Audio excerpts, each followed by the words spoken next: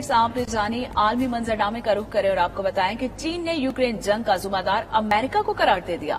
Moscow में तैनात चीनी सफीर ने प्रेस कॉन्फ्रेंस करते हुए कहा है कि यूक्रेन की तबाही और हजारों अफराद की हलाकत का जिम्मेदार अमेरिका है। अमेरिका ने रूस को कमजोर करने के लिए यूक्रेन बहरान पैदा किया। अमेरिका ने रूस की सरहदों पर नेटो की बार बार तोसी की। चीनी सफीर ने कहा कि यूक्रेन में असलहा और फौजी साजो सामान के ढेर लगा दिए जा रहे हैं। यूक्रेन को यूरोपीय यूनियन में शामिल करने का लालच दिया गया। अमेरिका पाबंदियों और जंग के जरिए रूस को कुचलना चाहता है। रूस को अपने दिफा के लिए ऑपरेशन करना पड़ा। मॉस्को से हमारे नुमाइंदे शाहिद घुमन हमारे साथ मौजूद है। शाहिद घुमन, बताइएगा, चीनी सफीर ने प्रेस कॉन्फ्रेंस के दौरान मजीद क्या कहा?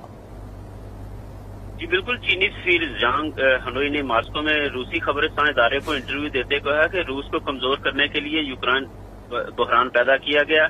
अमेरिका ने रूस की सरहदों पर नेटो की बार बार तस्दीक की और यूक्रेन को यूरोपीय यूनियन में शामिल करने का लालच दिया। उन्होंने नेटो की तस्दीक की हमायत और रूस पर पाबंदियां आयद करने पर अमेरिका को शदीद तनकीद का निशाना बनाया है।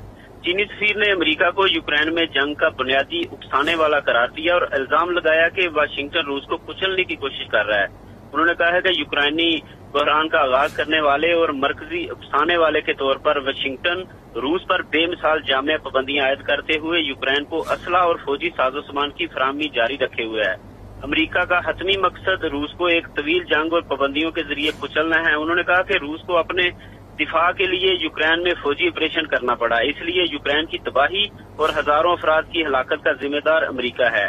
इंटरव्यू में चीनी सफीर ने कहा कि चीन रूस तल्लुकात तारीख के बेहतरीन दौर में दाखिल हो चुके हैं, जिसकी खसूसियत बाहमी एतमाद की आला तरीन सतह पर सबसे बड़ी स्ट्रेटेजिक अहमियत है। चीनी सफीर ने अमरीकी स्पीकर नैन्सी पेलोसी के गुज़श्ता हफ्ते ताइवान के दौरे के खिलाफ तनकीद करते हुए कहा कि अमेरिका यूक्रेन और ताइवान में सर्द जंग की जहनीत को बहाल करने के लिए मुख्तलिफ हरबे इस्तेमाल करने की कोशिश कर रहा है। जी शाहिद घुमन, आपका बहुत शुक्रिया।